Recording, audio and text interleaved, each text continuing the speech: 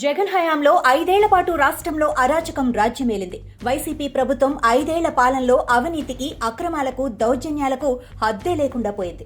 ఆ పార్టీ నేతలు అందిన కాడికి ప్రభుత్వ భూములతో పాటు అటవీ భూములు, ప్రైవేట్ భూములను కబ్జా చేసేశారు.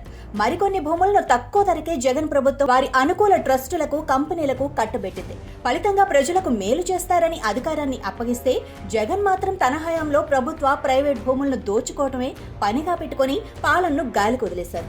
దీంతో వైసీపీ హయాంలో రాష్ట్రం కనీస అభివృద్ధికి నోచుకోకపోవడంతో దేశంలోని ఏపీ అట్టడుగు స్థాయికి వెళ్లిపోయింది. అదలా ఉంటే జగన్ విధానాలను వ్యతిరేకించిన వారిని తెలుగుదేశం, జనసేన నేతలు, కార్యకర్తలపై దాడులు, దౌర్జన్యాలు, కేసులు, అరెస్టులకు కొదవేలేదు.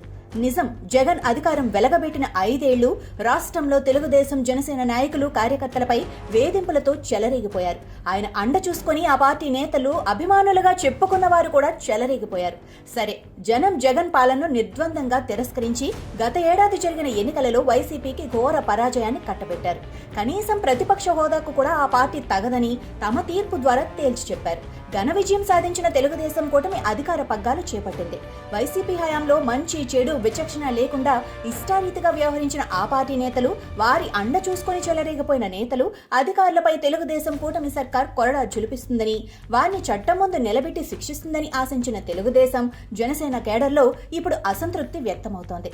తెలుగుదేశం కూటమి ప్రభుత్వం అధికారంలోకి వచ్చి 7 నెలలు దాటినా కూడా జగన్ హయాంలో అక్రమాలు, సోషల్ మీడియా వేదికగా బూతులతో రెచ్చిపోయిన ఆ పార్టీ యాక్టివిస్టులను చూసి చూడనట్లు వదిలేస్తూ ఉండటమే ఇందుకు కారణం.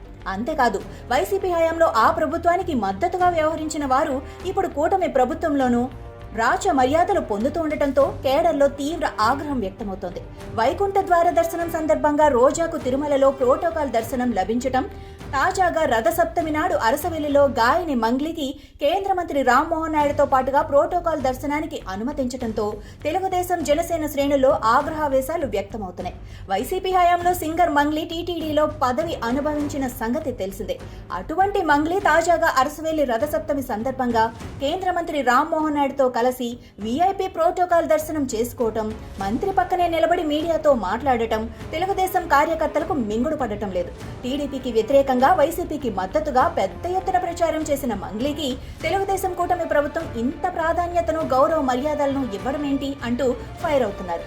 ఇప్పటికే ప్రత్యర్థుల పట్ల అవసరం లేని మెతకతనం చూపుతున్నారన్న విమర్శలు ఎదుర్కొంటున్న తెలుగుదేశం కూటమి ప్రభుత్వానికి ఇప్పుడు మంగ్లీ విషయంలో కార్యకర్తల ఆగ్రహం ఒకంత ఇబ్బందికరమే అనటంలో సందేహమే లేదు.